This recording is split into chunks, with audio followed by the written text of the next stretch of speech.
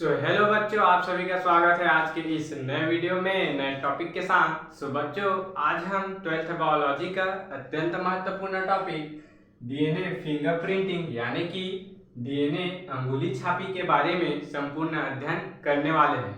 बच्चों, आप इस वीडियो में अंत तक बने रहिएगा। अगर आप इस चैनल में नए होंगे तो मेरे इस चैनल को सब्सक्राइब कर लीजिएगा और बेल वाले आइकन को दबाकर प्रेस कर लीजिएगा ताकि आपको मेरी ऐसे ही नए और इम्पोर्टेंट वीडियो आप तक पहुंचते रहे।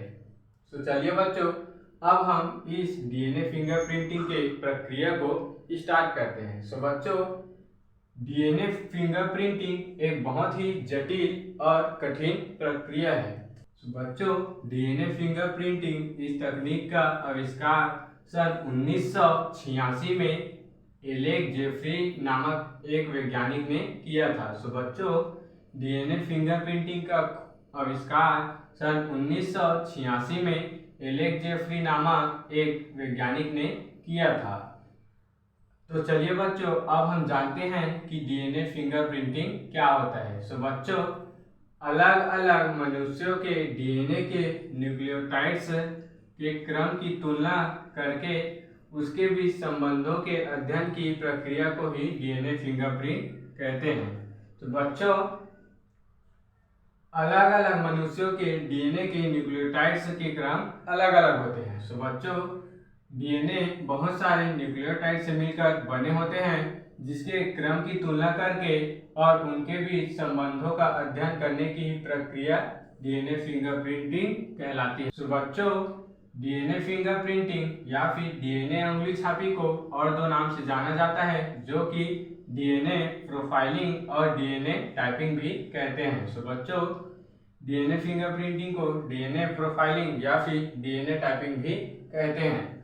बच्चों, देख सकते हैं सभी मनुष्यों के डीएनए में 99.9% डीएनए का अनुक्रम एक समान होता है। बच्चों, किसी भी मनुष्य का जो डीएनए होता है उनका जो 99.9% हिस्सा होता है, अनुक्रम होता है, वह सभी का एक समान होता है और केवल 0.1% यानी कि 0.1% न्यूक्लियोटाइड अलग होते हैं। बच्चों, किसी भी मनुष्य का डीएनए इस प्रकार से अलग होता है जिसमें 99.9 हिस्सा तो समान होता है लेकिन 0.1% न्यूक्लियोटाइड अलग होते हैं। इस कारण सभी मनुष्यों का डीएनए अलग अलग होता है। बच्चों, इस प्रकार हमने डीएनए फिंगरप्रिंटिंग को, डीएनए अंगुली छापी को आसानी से समझ लिया है। अब इनके कुछ उपयोग को भी देख लेते हैं। बच्चों, डीएनए फिंगरप्रिंटिंग यानी कि डीएनए अंगुली छापी का मुख्य दो ही उपयोग है जो कि न्यायालय विज्ञान और वास्तविक जनकों की पहचान यानी कि किसी भी बच्चे के वास्तविक जनक यानी कि वास्तविक उनके पेरेंट्स के बारे में पहचान करना। बच्चों, देखते हैं न्यायालय विज्ञान।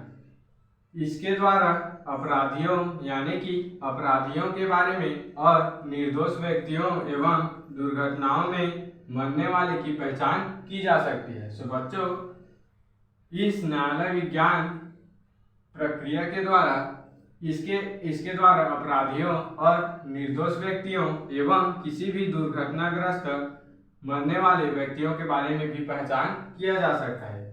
अपराधी द्वारा छोड़े गए प्रमाण जैसे कि रक्त या फिर बाल।